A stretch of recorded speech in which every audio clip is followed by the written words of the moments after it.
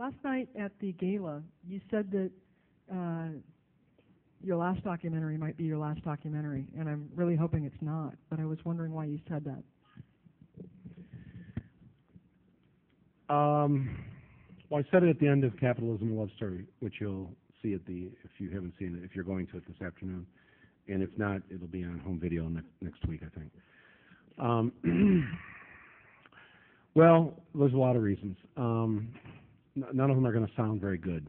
I'm tired. I've done this for 20 years. I started 20 years ago in the hopes of saving my hometown of Flint, Michigan, in the hopes of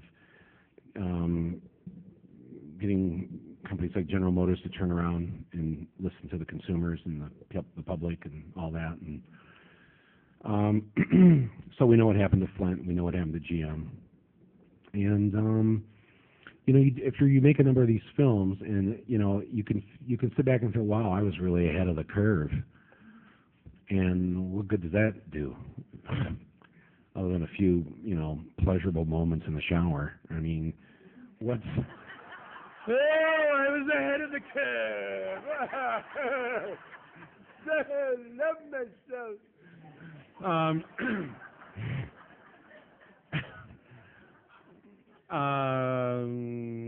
I said there weren't going to be weapons of mass destruction in Iraq. Just a wild guess. I wasn't a weapons inspector. But I had a good feeling that we were being lied to. And I really couldn't think of a worse lie really that you could make than to take a country into war under false pretenses.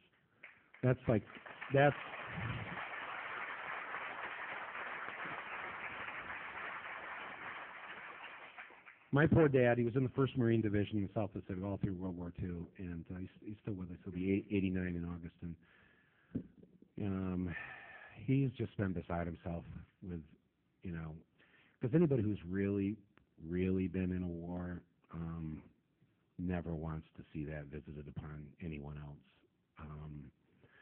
And so I and many of you remember that February 15th, the month before the war started. I'm sure you had a march here in Sedona. I'm sure we had one up in northern Michigan. Millions. It was the largest mass demonstration across the country in the history of the United States, February 15th, 2003. And a month later, the war started. On the 5th day of the war, I won the Oscar. And I asked my fellow nominees that if I win, I would like to invite you up with me on the stage, which was completely against Academy rules. And so I did win, and they all came up with me, and I stood there and I said, "We make nonfiction films, but we live in fictitious times with a president elected with fictitious election results." And if you remember, if you were watching, all hell broke loose, and they started lowering the microphone on the stage, and the band started playing, and I was able to get my last line off that anytime you got the Pope and the Dixie Chicks against you, your time is up. So, but no one remembered the humor of the moment. And it was pretty rough going there after that. I was pretty much persona non grata, if you remember. I remember Keith Olbermann attacking me. I remember Al Franken telling me that the war was right. I remember Harvey and Bob Weinstein, who were producing my film, telling me that I needed to support the war. My agent, Ari, the famous Ari, telling me that the war was right. And I'm sure many of you remember that kind of lonely feeling, taking that, especially once the war started, because you got to support the troops. Of course, everybody felt their hearts went out to the soldiers who were caught in. I mean, these kids had gone, most of them, after 9/11 because they wanted to defend the country. We were attacked, and they joined with they were willing to give their lives so that we wouldn't have to. What greater gift could you be willing to offer to defend us in case that happened again, right? Or to go get the people that did it, right? It's like, So it wasn't about the troops, you know, I went through a lot. I won't go into any of it, you know, publicly right now because but nonetheless, Kathleen and I and a few others, we decided to kind of pick ourselves up after we were told that we were toast in Hollywood, and that'll be the last time that I'll go to the Oscars and all that. And we decided over the next 12, 14 months to make Fahrenheit 9/11. And when I look at Fahrenheit 9/11 now and look back at where my head was really at, which is I was under complete and total attack by, again, the Keith Olbermanns, and who has since apologized, and of course we know he's doing great work, and Al Franken and all the others, but liberals were for the war. So to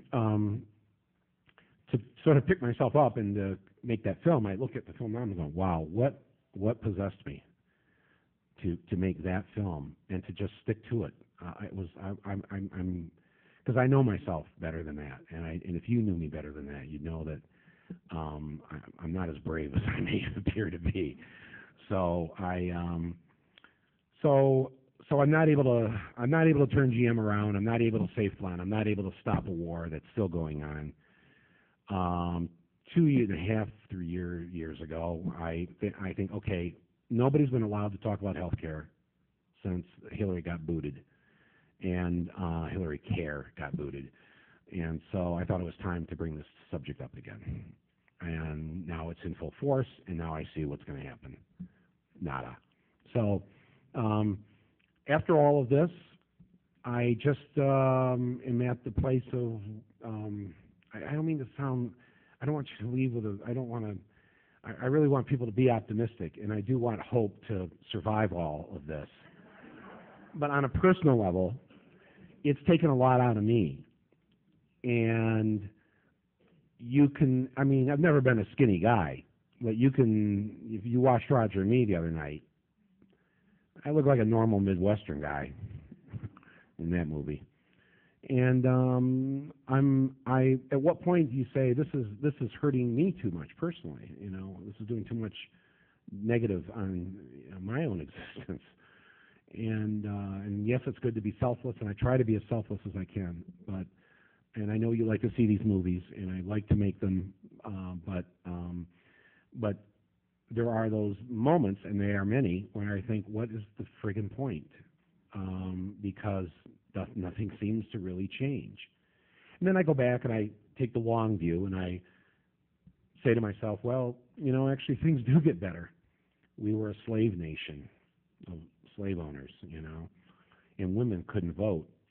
It wasn't even 100 years ago, you know, that the majority of the population couldn't vote. So that means we lived in an apartheid nation because the minority controlled everything.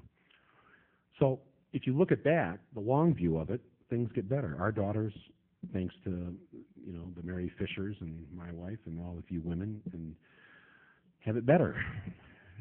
That statistic this week in the paper about there's now in college, there are more women in college than men. That's to have my dad, to have older people to be able to live long enough to see that, that's an incredible accomplishment. So I try to stay there in that place as much as possible. But personally, I don't want to be this thing where, well, Michael Moore will take this on next, you know, and I've got, you know, 1 million people on my website, and I got 750,000 Twitter followers. And it's like, well, we better get off our ass and do something. And frankly, and I say at the end of this current film, I expect you now, we need 1 million Michael Moores and 1 million Cindy Sheehan's and 1 million Mary Fishers and 1 million Noam Chomsky's and 1 million, Howard, I know, yes, God bless his soul. You know, we need the 23-year-old Howard Zinn. We need to find the young people and nurture them and give them space, because us boomers have really crowded the map for a long time. And we really need to have these young filmmakers, young artists, young political thinkers, give them some space on the center stage in order to turn this all around. So I'm not saying I'm not going to do it anymore, But the next thing I do, I've been writing a fiction film, so I may do that. And I've been writing a play, and I've been writing a one-man show that I did in London a few years ago, and I may do it in New York next year, maybe. And I've got a book I'm writing. So I'm busy. Don't worry about me. I have work.